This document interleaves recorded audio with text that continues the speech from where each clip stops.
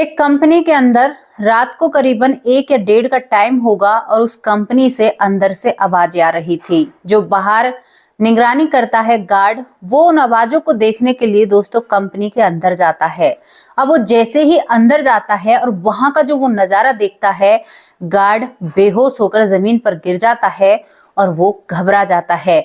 आखिरकार दोस्तों उस गार्ड ने ऐसा क्या देखा था जिससे उसकी इतनी हालत खराब हो जाती है, और जो मैनेजर होता है वो उल्टा गार्ड को ही धमकाता कहता है कि हमारी कंपनी में ऐसा कुछ भी नहीं हो सकता। आखिरकार ये कहानी क्या होती है? और दोस्तों मैं आप लोगों से एक बात पूछना चाहती हूँ, क्या आप भूतों पर यकीन करते हैं? क्या आपको विश्वास है ऐसी चीजें भी होती हैं? अगर किसी को विश्वास है तो वो अपनी राय कमेंट बॉक्स में जरूर रखना। आपकी राय का हम इंतजार करेंगे। तो चलिए इस कहानी की तरफ चलते हैं। कहानी की शुरुआत होती है 2020 से। दोस्तों आप लोगों को पता है 2020 सभी के लिए कैसा आया था और बहुत लोगों ने कैसा दौर गुजारा था, जो बिल्कुल अभी तक दिमाग में से वो यादें या वो चीजें अभी तक नहीं मिटी हैं। 2020 का दौर होता है। राजस्थान के भरतपुर में एक कंपनी होती है जहां पर एक व्यक्ति नौकरी करता है जिसका नाम विनोद है। दोस्तों हमने उसका नाम बदल दिया गया है क्योंकि विनोद अब इस दुनिया में नहीं रहा है, तो उसके ऊपर कोई भी ऐसी चीज या उंगली ना उठे, हम नहीं चाहते हमारे चैनल के माध्यम से। विनोद होता है, विनोद सटीक लगे एक गांव में रहता है दोस्तों अपने परिवार के साथ। गांव का बंदा था, शहर में नौकरी करता है, 1 महीने में अपने घर जाया करता। विनोद के 2 बच्चे होते हैं, एक लड़का और एक लड़की। बहुत अच्छी इनकी जिंदगी चल रही थी। विनोद जब उस कंपनी में नौकरी करने आता है, भरतपुर की जो कंपनी होती है, तो दोस्तों विनोद का स्वभाव बहुत अच्छा था। वो सभी से बहुत हंसी खुशी बातें किया करता और विनोद एक ऐसा इंसान था कि जैसे आपके पास कर गुजरा तो आपसे बातें करे बिना वो आपके पास से जा ही नहीं सकता। मतलब बहुत बोलने वाला और बहुत अच्छा नेचर का, पूरी कंपनी में उसका नाम होता है। और जिसको भी कोई परेशानी हुआ करती, विनोद उसी के पास उसकी परेशानी का हल जरूर निकाला करता और उसकी मदद किया करता। अब इतना अच्छा इंसान है तो इसकी सोच बहुत अच्छी होती है। इसके बाद दोस्तों अब यहाँ पर कोरोना काल आता है। जब कोरोना आता है तो पूरे देश में एक ऐसी व्यवस्था हो चुकी थी कि अगर साथ वाले घर में कोई छींक भी मार दे तो हम उस घर की तरफ जाना क्या, देखना भी बंद कर देते।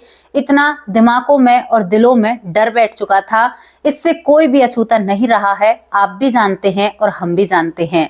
अब यहाँ पर जो विनोद की कंपनी होती है, जब कोरोना भारत में आता है तो दोस्तों लॉकडाउन लग जाता है और विनोद अपने गांव में चला जाता है। विनोद की कंपनी का मालिक अब इन सभी चीजों को देख रहा था, तो उसका सोचना होता है कि करीबन ऐसा है कि महीने भर का लगा होगा या 2 महीने भर का लगा होगा, क्योंकि पहली बार जब लॉकडाउन लगा था 20 दिन के लिए लगा था। दोस्तों सभी को पता होता है, तो सभी को लगता है कि एक बार लगा है उसके बाद ये हट जाएगा, ऐसी कोई दिक्कत नहीं है।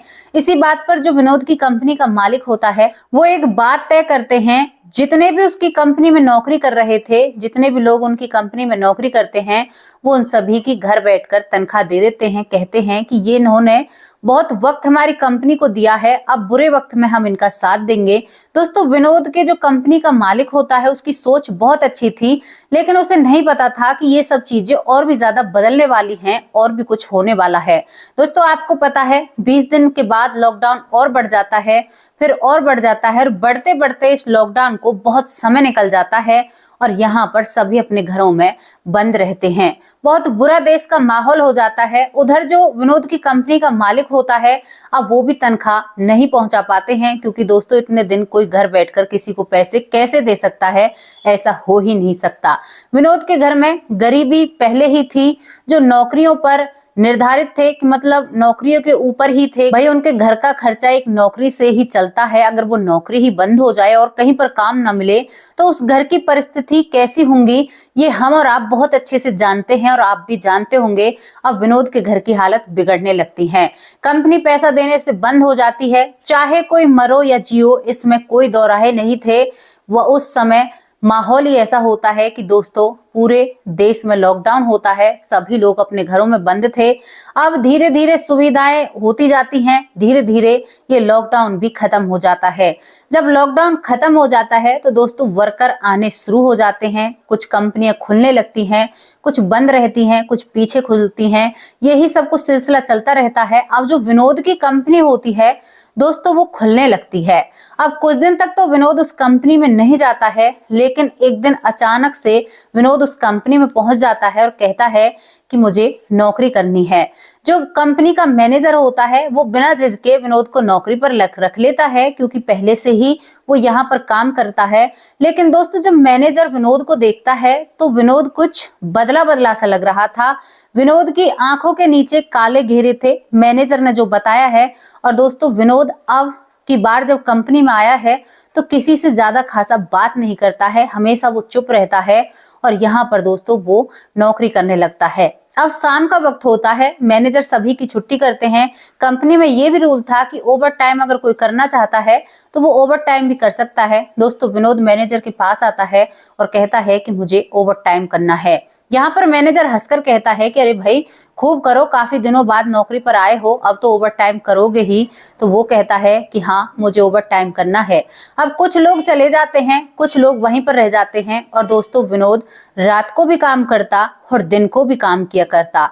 अब इन सब चीजों को देखकर मैनेजर एक दिन विनोद से पूछ ही बैठता है कि विनोद, ना ही तो तुम दिन को आराम करते हो और रात को भी ओवर टाइम करते हो, तुम्हें नींद नहीं आती?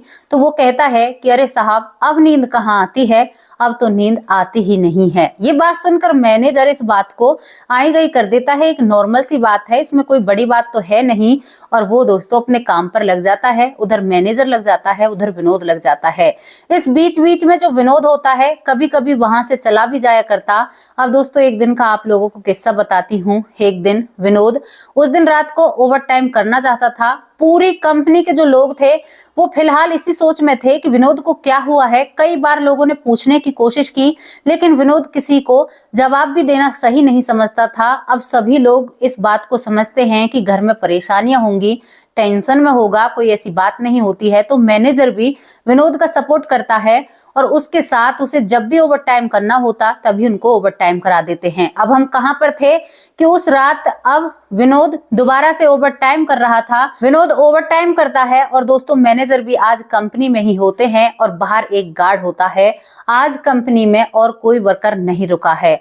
गार्ड बाहर बैठकर अपनी बीड़ी फूंक रहा था, मैनेजर अपने केबिन में काम कर रहे थे और विनोद अपनी जगह पर काम कर रहा होता है। तभी जो मैनेजर होते हैं उनकी आंखें लग जाती हैं और दोस्तों वो वहीं पर सो जाते हैं। गार्ड सोता नहीं है। गार्ड को अब अंदर से बहुत जोर जोर की आवाजें आती हैं और गार्ड वहां से उठकर देखता है कि क्या कर रहा है, आज अकेला वैसे ही है, कोई दिक्कत तो नहीं हो गई है कंपनी में। और दोस्तों गार्ड उठकर अंदर आता है। जब गार्ड अंदर आता है तो गार्ड एकदम से कांपने लगता है, क्योंकि जो विनोद होता है दोस्तों, विनोद 3 कुर्सियों पर अकेला बंदा आ रहा था, जो कि एक छोटा सा व्यक्ति था। वो 3 कुर्सियों पर इतना लंबा, इतना बड़ा व्यक्ति कैसे हो सकता है? यहाँ पर विनोद को देखकर गार्ड की हवाइयां उड़ जाती हैं। दोस्तों उसके पैर कांपने लगते हैं और वो एकदम से जोर से चीखता है। जब वो जोर से चीखता है और मैनेजर के केबिन की तरफ जाता है तो जो विनोद होता है दोस्तों वो नॉर्मल हो जाता है और केबिन की तरफ जब वो जाकर वहां से मैनेजर को बुलाकर लाता है गार्ड, इतने में ही विनोद अपने काम पर लग पड़ता है। तो यहाँ पर मैनेजर गार्ड को धमकाता है, कहता है कि अरे ये तो अच्छा भला है, तू तो कह रहा था ये बहुत बड़ा हो गया है, बहुत इसकी हाइट बढ़ चुकी है, ये तो एक नॉर्मल काम कर रहा है, तू ऐसा क्यों कह रहा था? विनोद होता है वो उस गार्ड की तरफ घूरने लगता है और फिर अपने काम में रोबोट की तरह लग पड़ता है। अब यही सब कुछ होता है। सुबह हो जाती है, 1 महीना काम बीत जाता है, 7 तारीख आती है जब तनख्वाह बढ़ती है। दोस्तों तनख्वाह बढ़ती है तो जो ये विनोद होता है अब ये कंपनी आना बंद कर देता है। जब विनोद कंपनी नहीं आता है तो मैनेजर को परेशानी होती है, सोचते हैं कि देखो इतनी मेहनत की है पूरे महीने में और अब तनख्वाह लेने भी नहीं आया है विनोद, शायद कुछ काम लग गया होगा। लेकिन जैसे देखते देखते 6 तारीख से 10 होती है, 10 से 11 हो जाती है, 11 से 16 हो जाती है, तो मैनेजर और जो कंपनी का मालिक होता है दोस्तों ये सभी एक फैसला लेते हैं और यहाँ पर रजिस्टर में जो विनोद होता है उसके घर का पता ढूंढा जाता है। दोस्तों गांव का घर का पता मिल जाता है और जो मैनेजर होता है अपने साथ में एक व्यक्ति ले जाता है और उस गांव में जा पहुंचता है। जब मैनेजर गांव में पहुंचता है तो वहां पर उस पते पर पहुंचता है तो आंगन में एक महिला काम कर रही थी। छोटा सा घर होता है। 2 बच्चे वहां पर थे दोस्तों। तभी मैनेजर जाकर कहता है कि विनोद कहाँ पर है, तो वो महिला उनकी तरफ देखती है और फिर अपने काम में लग पड़ती है। तो वो कहते हैं कि हम तुम्हारे पति की कंपनी से आए हैं और तुम हमें ऐसे इग्नोर कर रही हैं, विनोद कहाँ पर है, हमें उससे बात करनी है। दोस्तों उस पत्नी की आंखों से आंसू आ जाते हैं और वो कहती है कि कौन सा विनोद, विनोद तो इस दुनिया से जा चुका है, 3 महीने हो गए विनोद को तो गए हुए। दोस्तों जो मैनेजर होता है उसके कदम पीछे हट जाते हैं और वो कहते हैं कि आप झूठ बोल रही हो ना, ऐसा हो ही नहीं सकता, क्योंकि विनोद रोज हमारी कंपनी में आ रहा है। बीते 1 हफ्ते से हमारी कंपनी में नहीं आया है, लेकिन उसने 1 महीने हमारे वहां पर काम किया है। तो वो महिला थोड़ी सी और उदास होती है और कहती है कि साहब मेरे पति का मजाक मत उड़ाइए, मेरा पति अब इस दुनिया में नहीं रहा है। मैनेजर को इस बात पर भरोसा नहीं होता तो उन 2 छोटे बच्चों से कहते हैं कि तुम सही बताओ, तुम्हारे पापा कहाँ पर हैं। तो वो कहते हैं कि अंकल हमारे पापा नहीं रहे, हमारे पापा तो भगवान के पास जा चुके हैं। ये बात सुनकर मैनेजर को पसीने आने लगते हैं। दोस्तों मैनेजर काफी देर तक सोचता रहता है। कुछ गांव के लोग भी मैनेजर के आगे कहते हैं कि हाँ ये बात सत्य है और ये बात बिल्कुल सच है। अब दोस्तों मैनेजर बैठा हुआ सोचता रहता है, कंपनी मालिक के पास फोन करता है। तो उनके कंपनी की एक पॉलिसी थी कि भाई जो भी जितना काम करेगा उनको पैसे मिलेंगे। अब यहाँ पर जो कंपनी का मैनेजर होता है, कंपनी के मालिक से बात करने के बाद अपने जेब में हाथ डालता है और जो विनोद था उसने 1 महीने इतनी कड़ी मेहनत की थी कि 1 महीने से 1.5 महीने में उसके करीबन 50,000 रुपए की नौकरी हो जाती है। दोस्तों 50,000 रुपए ओवर टाइम लगाकर यहाँ पर विनोद कमा लेता है। वो पैसे निकालता है, वो कहता है कि बहन जी हमें नहीं पता कि आप सच बोल रही हैं या झूठ बोल रही हैं, लेकिन विनोद ने हमारी कंपनी में आकर काम किया है और उस काम के पैसे हमें देने पड़ेंगे, क्योंकि रोज की उनकी हाजिरी उन्होंने रोज हमारे रजिस्टर में लगाई है। तो हम उस व्यक्ति के काम को नहीं रख सकते। और 50,000 रुपए जो विनोद की पत्नी होती है मैनेजर उसके हाथों पर रख देता है।